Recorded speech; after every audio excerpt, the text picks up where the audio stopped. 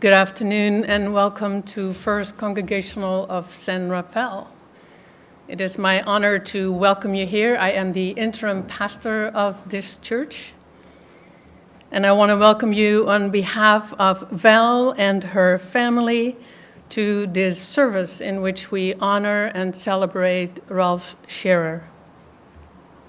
With us today are Kevin Sherer, Ralph's son, and his wife Rebecca, their children Zachary and Jackie, Val's brother Rick, sister-in-law Miriam Ward, and nephew Jeff Ward. And I'm so glad that so many of the family members could make it here. And of course, welcome to all of you as well. So we come to these gatherings often with a bit of a heavy heart, with sadness, with some grief, also with gratefulness, and with some anticipation that when we come together and we share with one another the memories we have, the feelings that we have, that we may get a glimpse of the beauty and the grandness of Ralph's life among us. And we will have together a moment to say thank you. So I'm glad to see so many of you here, members of a variety of organizations, of communities, of book clubs, of neighborhoods, all of those communities that Ralph was a part of, and then some of his friends are here as well. Now, Ralph has been a very important member of this church, and since I've only been here for 4 months, I really did not get to know Ralph in all of that he has done. So I asked Bob DeHaan, who has been also a member of this church for just about as long or longer, to speak on behalf of the church so that you will get a sense of who Ralph was in this place. So Bob DeHaan will speak.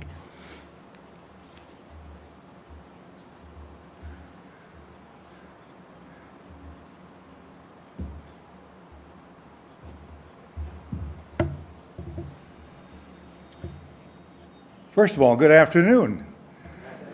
And officially welcome from our congregation to all of you who come to remember and celebrate a life well lived, well missed by this congregation, a life of Ralph Sherer, who has been an integral part of this church, particularly in the early years of my membership of the church, not so much later. But you will hear more about that during the sharing. I joined the church in, I think, 1972, after my wife and I and our 4 children, had returned from 4 years in Lima, Peru. And we met Ralph and Val early, and Ralph and I hit it off because we were both involved in banking in one way or another. I'm a CPA and an auditor. And in Peru, I had just finished auditing and reporting on the financial statements of the largest bank in the country, Peruvian bank. And when I came here and met Ralph, I found out he was working for a bank. So we had a lot in common. And it's the common parts of our life with other people that bring us together and form a congregation. So on behalf of our congregation, I wish you welcome, and I look forward to the sharing.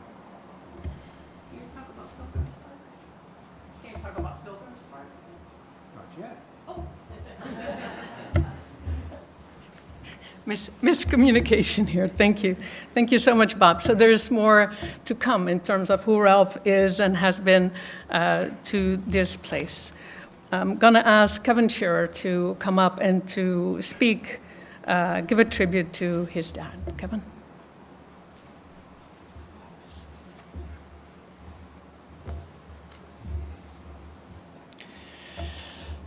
So I'm Kevin. I just wanted to say a few things about my dad and relay a few stories. And just to start off, from Matthew 5:4, Jesus said, "Blessed are those who mourn, for they shall be comforted." Well, I hope we're not all just mourning, but perhaps smiling a bit today as we think about my dad. My dad was born in Indiana, in a little town called Plymouth, and he would share stories about growing up there. He often talked fondly about this bakery he worked in. I heard about this all the time, and he shared funny stories of growing up in cold Indiana. I remember he said that in high school they would play this silly game where they would all roll down all their windows and see who could tolerate driving the longest. And my dad had a front window that cranked out, so it was a particular ice box that he had to drive around in. And so this, I think, was inspiration for wanting to leave northern Indiana, and part of how he ended up in sunny California. I remember my dad said he wanted to see the world, and so he joined the Navy, and there he sat at a desk in Virginia for his time in the Navy. But he eventually made his way out to California and landed in San Francisco, and got a job working for Crocker Bank, joined a church where he met my mom. So I showed up in 1970, and some of my early memories of my dad would, he was always busy, always working around the house, lots of projects. I remember as a little boy, my dad decided we needed more space, so he took it upon himself to dig out all the earth under the house and turn a crawl space into a large basement. And I remember, I think he bought me a little tiny wheelbarrow, and there I was shoveling little bits of dirt too. And he had a dump trailer, and so we dug out that basement. Many years later, he had me secure the house to the foundation under that basement. I remember fond memories of working there. My dad and I built decks together, and there was never a weekend where my dad didn't have a project of tinkering something around the house. And I've carried this on, and I'm sure I'm not quite the carpenter and handyman my dad was, but it's something I've tried to carry on and hopefully teach my kids about a bit too. I remember as a little boy, my dad used to play hockey, vestige of Indiana, and so we'd go to hockey games on a weeknight, and it always seemed too late for me, but he'd still bring me along. And I never told him that part of the allure was there was a vending machine, and I'd always talk him out of some quarters to buy a candy bar while he played hockey.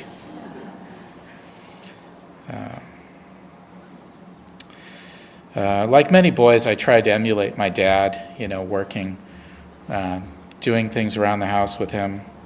Even the way my dad ate eggs. I never liked fried egg sandwiches, but I ate them because Dad did. Some of my, another early memory, I'm a big 49ers fan, and I can remember the first memory of the 49ers. We were in the garage working on Dad's car. I don't know what was going on, but he had the radio on, and I remember the 49ers broadcast on the radio as we were tinkering, fixing whatever, perhaps a new alternator. Of course, he became a Raiders fan. I never got that. As I went through elementary school and high school, my dad always would get involved with what I did. It's something I always deeply appreciated. Never told him, but he knew. When I played soccer, he became a soccer coach and, coached my elementary soccer teams. Eventually, I moved on to high school and played soccer. My dad was one of the 2 or 3 dads that made every single soccer game. There's always the 3 dads there. It could be raining and miserable up in Novato, and there would be my dad with these other couple guys that made every single soccer game. He started refereeing, and for years after as far as I know, went off to college, my dad was still reffing soccer games. I think it helped keep him young. He was out running up and down the field, chasing kids around, blowing the whistle. I got involved in Boy Scouts, and my dad was quite involved, eventually becoming a scoutmaster. Even during track, my dad couldn't make every track meet because it was tax season. Springtime was, long hours at the office, but my dad was still there for some of the track meets. He'd make the county finals, for example. Lots of memories, too, about camping. That's a lot of what we did as a family. We had a pop-up camper. We traveled all over, and this was something that my dad carried on as a lifetime passion, was camping. In fact, this summer, I think, was a plan for the last big camping trip, but that one didn't quite come to fruition. My dad was never one to sort of sit idly by on his hands. He's involved in lots of things. My dad joined Toastmasters. I know some of you know him from there. He was, as far as I can remember, going to Toastmasters. I believe it was every Tuesday night, pretty much forever. He was involved in, a tax charity. He would volunteer and do taxes for people who couldn't afford to, hire a tax professional. I remember him fondly talking about one day he got a refund for someone who never thought that something like this would happen to him, and this young guy almost skipped out of the office. He was so happy to be getting a check back. He was involved in, many things. He went bowling. Actually, yesterday, going through some things, I found his bowling bag. My dad, to me, seemed to defy age.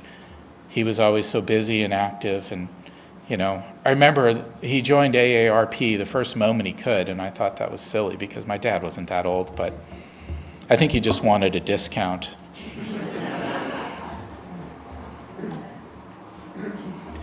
Yeah. Even, like I said, he was always busy with things, and times he'd come to visit. I remember, maybe a decade ago, we had a couple things in our house to finish, and my dad helped me finish this step in the basement, and we came up with this plan of how to do this, and there was my dad, finishing concrete in the basement. And I was carrying these great big, ridiculously heavy buckets of concrete we mixed up, and we built a form, and my dad was on his hands and knees with a trowel finishing the concrete, because that's just what he did and who he was. So, finish up, I'd just like to share a passage that gives me comfort.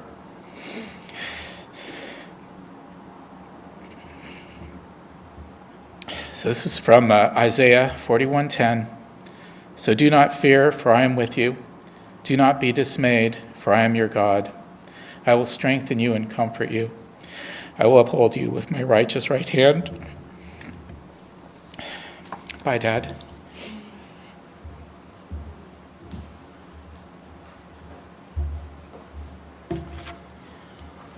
Thank you, Kevin. I'm going to invite you to sing along with Amazing Grace. I think we're singing the first verse through twice. It will give Zach and Jackie a chance to sit up as we are singing that. Amazing Grace, it's number 547 in the hymnal if you do not know it by heart. 547, Amazing Grace. Are they going to stand? No, we're going to sit. Oh, okay. And when I do this, that means sing. Thank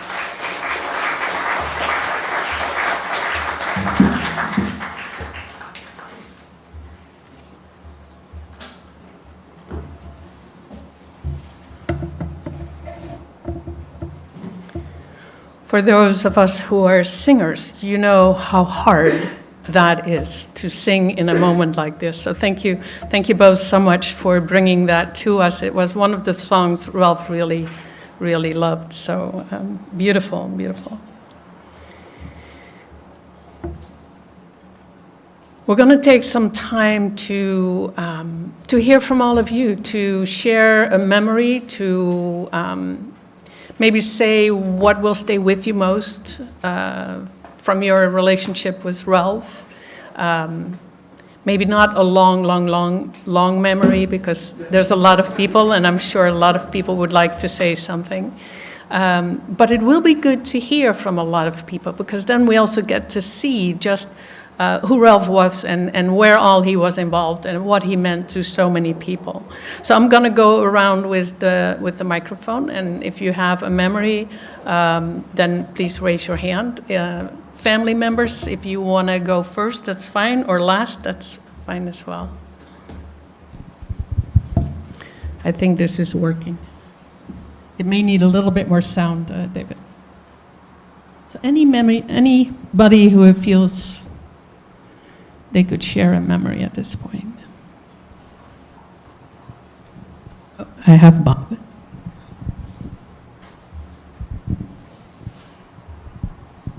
Let me get this started. Some of you, those of you who are not members of the congregation may have noticed as you drove up that our church is surrounded on two sides by apartments. Ralph had a hand in making that happen. Let me explain. The then pastor, a guy by the name of Francis Vettis, looked at the available land the church had, which was originally going to be used for the main sanctuary, but the church had not grown and they couldn't afford it. Said, what do we do with the land? He hit upon the idea of building affordable housing. Big question was, how do we finance it? Who did he go to? The banker, Ralph. So I remember talking to Val about this, and she said, yeah, Francis Geddes came over, and they had a conversation, and Ralph said, well, let's borrow some money. Fortunately, at that time, there was a low-interest loan available for such projects. So the church and the entity that became Pilgrim Park borrowed $1.5 million, a big undertaking for a little church, and built 61 units of affordable housing next to us. That was over 50 years ago. Today, Pilgrim Park is a model of what affordable housing should look like. We have 130 people living there, all ethnicities, all ages. It's wonderful. We have Muslims, we have Ukrainians, we have Russians, we have Hispanics, we have Caucasians, everything under the sun. Last year we had 4 births.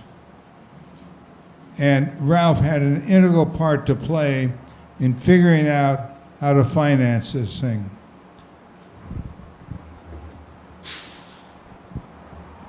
That's a legacy to leave, right? That's a legacy to leave. Anybody else? I'm going to pass the mic. Hi, I'm Jeff. Uncle Ralph was obviously my uncle. Just a few little memories, and my sister is at a wedding today, so she wishes she could be here as well, but she's sending her love, of course. One memory from what we had talked, 2 actually. We always knew him as like the uncle with the suspenders, because growing up he was kind of the only one we knew who wore suspenders in a very jovial way. And then a couple years ago, Uncle Ralph and Auntie Val went on a trip out east, and then he came back with Route 66 suspenders, which he wore every single time after that. So it was just, he loved that trip, and he was so proud of these Route 66 suspenders that we were always so excited when we would see them, because he was always like, got my Route 66. And then another memory, just how selfless and committed he was to his family. Maybe a decade or so ago, for every Christmas, he would make little date candies, and my sister one year got a box and was like, ooh, I love these so much. And then every year, every Christmas after that, she got her own little, we always got a little family box, but then she always got a box of her own because he knew that she loved that. So that was just one little anecdote of another example of how committed he was to the people he loved.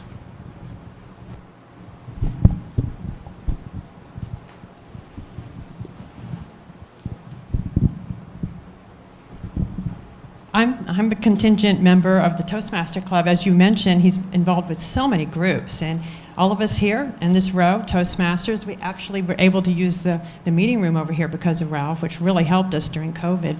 But the thing I have in my head about Ralph is the words practice, practice, practice. Because Toastmasters is a speech club. It's a hard club to go to. And there's a huge draw like gravity to not show up anymore. But he would show up every every day, no, every day, every week. And his motto was practice, practice, practice. And he was very good about pointing out, the bad habits we have, saying but, so, and whatnot. But he was a great role model because he was such a good speaker, largely because he practiced, practiced, practiced. Thank you. Hi, my name is Ben. I'm the president of the Toastmasters Club, of which Ralph was a member. And we've been thinking a lot about Ralph, and this is the Toastmasters row right here.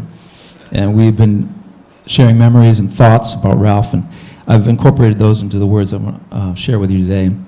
Ralph was really the backbone of our club. Officially, he was the treasurer, but it wasn't until he stopped attending meetings due to his illness that we all realized just how much he did for the club quietly behind the scenes.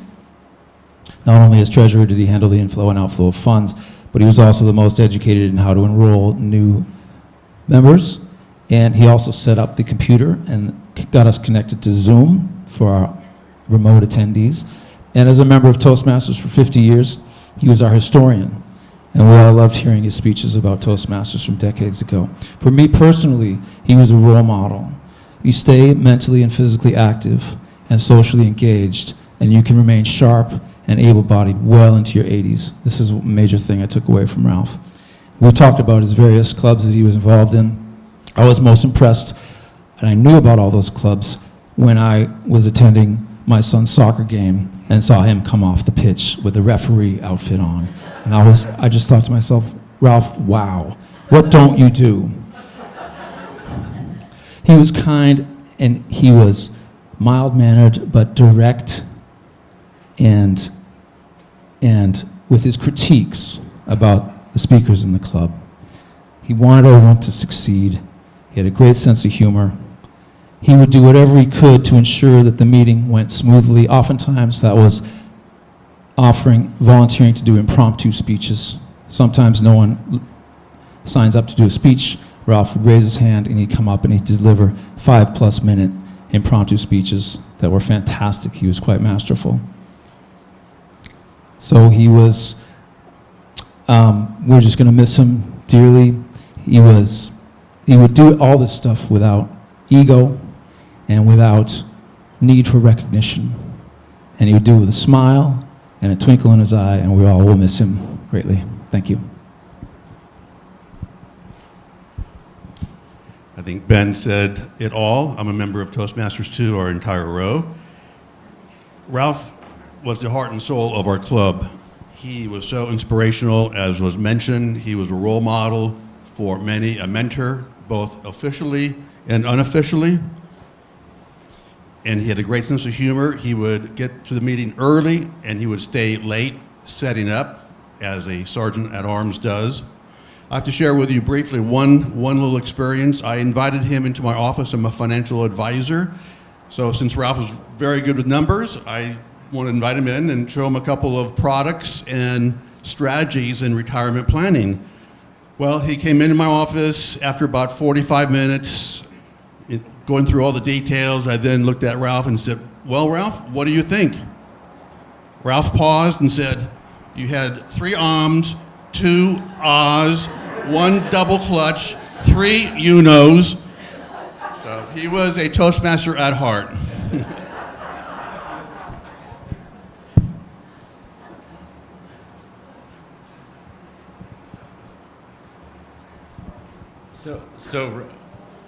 So Ralph helped us with AARP tax aid, and I'd like to thank this church that we actually run a site here on Tuesdays.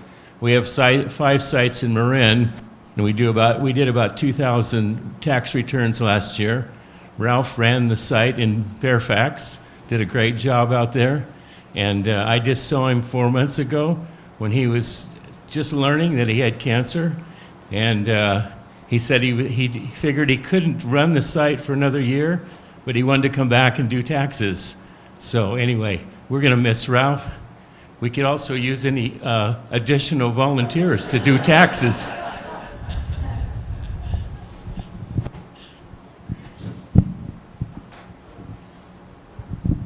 Hi, my name is Susie Schneider. This is one of my Boy Scout colleagues over here, Jennifer. She's currently the troop leader of Troop 15. And Ralph was really amazing. He came to so many of our meetings. I think it's kind of unbelievable. My two sons haven't been in Scouts for about 10 years now. They're both Eagle Scouts. And they're on their merry way with their lives. But Jennifer is now the troop leader. I was past, not troop leader, but like treasurer, and we did a lot of things.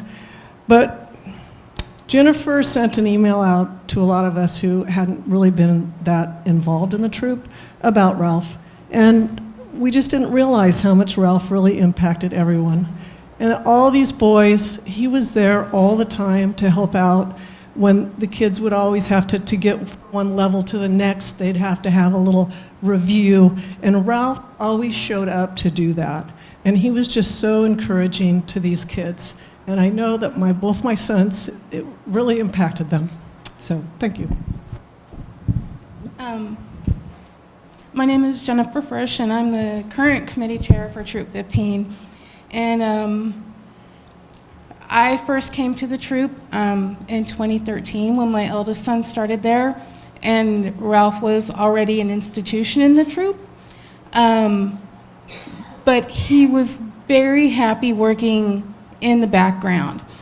So by that point, according to the math that I've done, I think Ralph was probably, involved in scouting for 40 plus years, which is quite miraculous. Most people, their kids graduate and they're done. There's a few that hang out longer than that, but Ralph certainly set a record. He was an unsung hero because Ralph did things, he just did them. And we didn't, if anybody's ever worked with volunteers before, it can be a challenge to get people to volunteer for things that we need to get done. And so one thing that Ralph did faithfully, or actually two things that he did faithfully every single solitary month for all of the time that I knew him, was he went to a Marine Council roundtable meeting, and he came to our committee meetings. And he was actively involved in those and had the best advice ever. And we never had to ask him to do that. And I don't know if anybody's been to that I'm sure we have all been to that kind of a planning meeting. It can be a little hard to get the parent of like a 13-year-old to want to go to a meeting where we're talking about logistics and planning and, rules and things like that. And he did it. And that meant that me and all the other committee chairs before me didn't have to go around and ask a bunch of people to do this. And he showed up at our committee meetings too. And I think that the most profound thing, the moment when it really hit me, how amazing he was after he told me that he was sick. In June, we have our annual fundraiser and at the Fairfax Festival, and I put out an email for parents saying, hey, we need more adults, please, sign up. And it was Ralph that called me, and he said, I would really like to come and help you, but I don't think I can do it right now. And up until the last possible moment, he was being selfless and volunteering, and he felt bad about that, and he was a model to us all.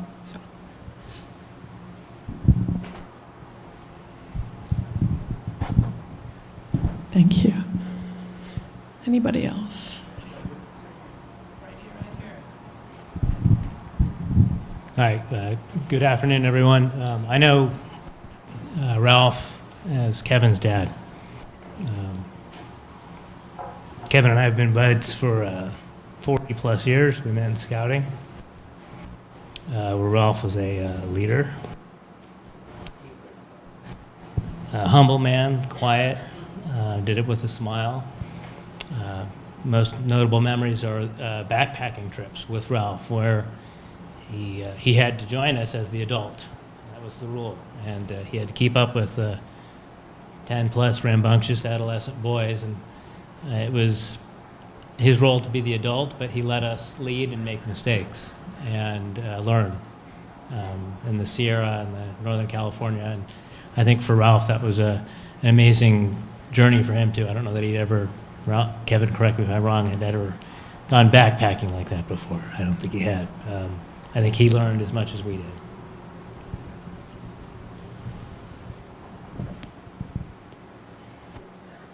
Just want to add to that. Carl's mom, and Carl and Kevin, I knew them, you know, since they were in Scouts together. And Ralph got those guys and all the other crazy, disorganized guys in that troop going.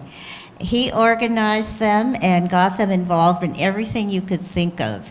And whatever they did, he would do it too.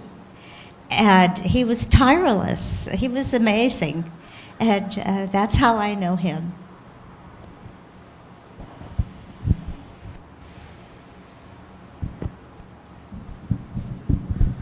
Just a quick word about Ralph as a soccer referee. He and I refereed games out in West Marin together and separately for many, many years. And I think most of all, what I remember is that Ralph really knew the rules. He knew them inside and out, and he applied them very, very fairly and calmly and quietly with the boys, the girls, whomever were out there. And I just admired that so much. Sometimes I, as a referee, was a little bit looser with the rules or didn't know some of them. The only time that we disagreed was then I became a coach, and then he would referee my games. I don't think I need to say any more about that.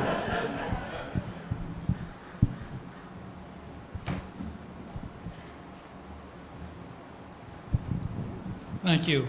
Ralph and I and these two gentlemen in front of me are all members of SIRS, that's Sons in Retirement, which is a men's retired group here in Marin. I think there's 3 or 4 chapters. We have about 100 members. And Ralph and I together did the roster for our membership. He did the database and I did the roster. And in our roster, we have all the photographs of each of our members. And Ralph took all the photographs. If you went to one of our meetings, you'd see Ralph with his camera taking pictures. He loved to take pictures, and he did very well with that. You know, he and I were both bowlers, and we were both in the bowling alley here in Marin off of Francisco the day the fire department came in and shut us down because the building was ready to fall down. He kept playing. He went to Petaluma. I gave up. I play bocce ball now. But if there is a theme that has gone through each of you that have talked, is Ralph was a contributor, he volunteered, he put himself out there, and without absolutely no ego. In the case of SIRS, he was a board member, he was the big SIR, that's like the president. He did it all, without any ego, without saying, look how great I am. What a wonderful guy, you know? I didn't know any of this. I didn't know that he went to all his son's game. That was very impressive. That really is impressive. So it's really nice to hear from anybody, and he was a great guy.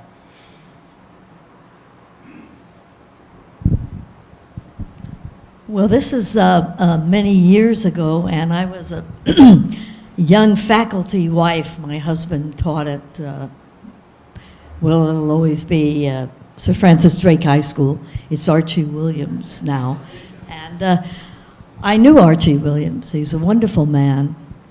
And in fact, I remember when he came home one year and he said, well, we have a new faculty member. Now this is, and he says his name is Archie Williams and we have a lot in common because they were both retired United States Air Force people, you know, all of that. But anyway, when we moved here to Marin, I had been in the Foresters. Well, the Foresters is a kind of a benevolent association, and they also sold life insurance, but they did all these works of charity, you know, funding charitable things. And so our next door neighbor was Bruce and Mabel Cooper, and they were very active in the Foresters, International Order of Foresters. And anyway, one of his best friends, Cooper's, was Ralph and Val. And so we got back into the Foresters. And then someone, I think it was Lyle Teixeira, who was an officer of the Foresters who lived in Ross. She convinced me to try to get on the board. And I said, well, I don't know what I would be able to do for you. She said, no, that's all right. She said, we'll put you to work doing such and such and such. But what I remember about Ralph, he was the, I can't remember exactly his title. I think it was Chief Ranger. Yeah, Chief Ranger. And he certainly was a wonderful Chief Ranger for all of us. And I was impressed, as has been already said here today, but he was a man, a quiet man, and but a man, I could tell, of integrity and a real worker and got things done. So and he came to almost all of our meetings, and he also was a wonderful go-between between the higher monkey monks, excuse the expression, that were in Canada, who were involved in a lot of our decisions and so on. And you could just always depend on Ralph to be there and to find the answer and to be a great helper. And so we took on different charities that we helped out, raise funds for, and so on. And I just will never forget him because he's a wonderful man. And there's something in Scripture, and I don't remember exactly where it's in the New Testament, but where our Lord says, well done, good and faithful servant. And that was Ralph. Thank you. Yeah, thank you for mentioning that. We'll take a few more.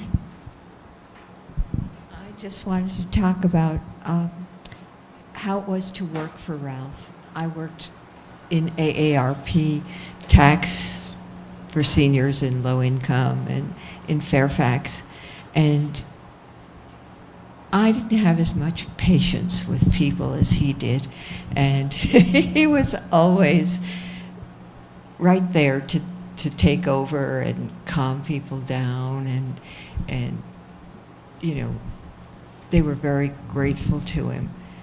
And he was so easy to work for. He was always there, again, with the right answer, and encouraging to people who are just starting out doing the taxes for other people. Didn't, you know, go on about your mistakes, just helped you get better and better. So he was a lovely man, and I don't know what AARP in Fairfax is going to do without him. Thank you. Val, was Ralph ever at home?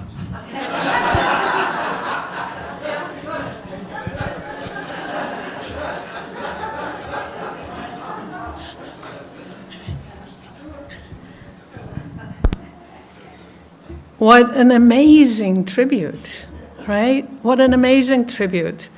And what a life to be involved with so many people and so many organizations. And it's so good to have all of you speak and to hear just how far his generosity reached. So thank you for sharing.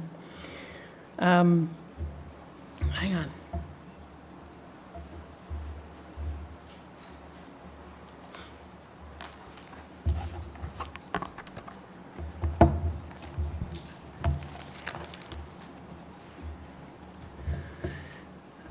We have an author here in Marin, Anne Lamott, who most of you probably will know, who said, "You will lose somebody who you cannot live without, and your heart will be badly broken. And the bad news is that you will never completely get over it. But this is also the good news, because they will live forever in your broken heart that doesn't seal back up. And together you will come through." So thank you so much for your presence here this afternoon. Thank you for all of your words, for your love for Ralph. It's the beauty of community and communities that we can bear witness to each other's lives, that we can gather together and speak together and share our memories and in doing so, see some of the fullness of somebody's life. I want to close with words of Psalm 121. It says, I lift up my eyes to the hills. Where shall my help come from? My help comes from our God, who made heaven and earth, who will not let your foot be moved. God will keep you and will not slumber. God is your keeper. The Lord is your shade at your right hand. The sun shall not strike you by day, nor the moon by night. The Lord will keep your life. The Lord has kept Ralph's life. From the very beginning, God has kept God's hands upon him. May God keep all of our lives. May God keep the lives of Val and the family and bring comfort. God will keep all of our lives, our going out and our coming in, from this time on and forever, forevermore. So may the graciousness and the amazing generosity of Ralph's life inspire us to live our lives with just as much generosity, just as much grace, just as much passion as he did. Thank you, Ralph. Thank you all who are here. Amen. Amen. We're going to sing together. I'm inviting all of you to sing on the chorus. We will start with it. And the lyrics are, and he will raise you up on eagle's wings, bear you on the breath of dawn, make you to shine like the sun, and hold you in the palm of his hand. And then I will sing a verse, and then you will join me again. So we're going to start with the chorus.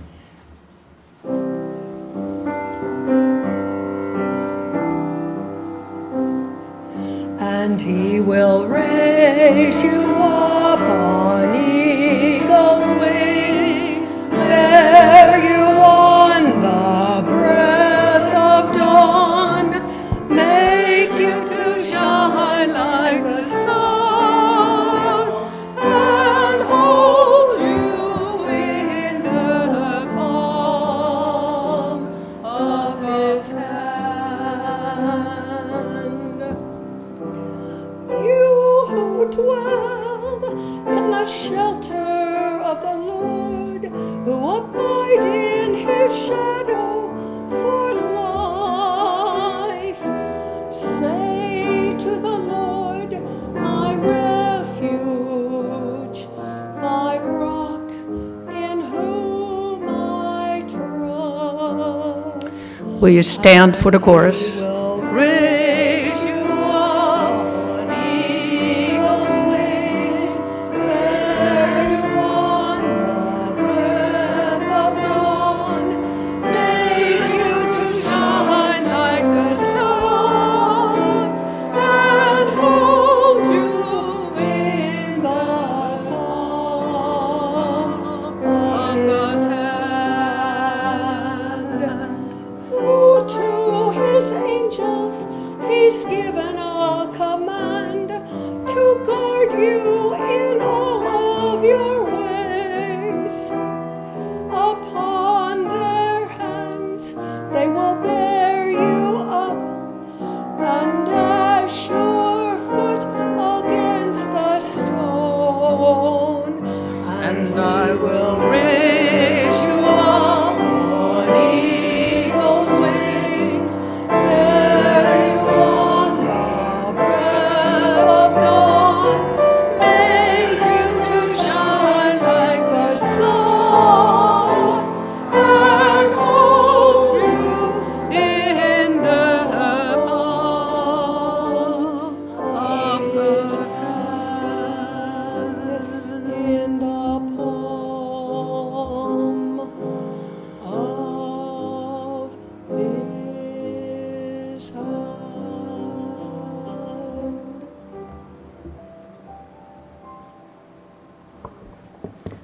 Thank you, Rebecca, for being our pianist today. Thank you to all who helped make this service happen. The family is inviting you to stay for some nourishment after this service. Rebecca will play the Hallelujah. You're also welcome to stay for that, to listen to that. Thank you all for coming.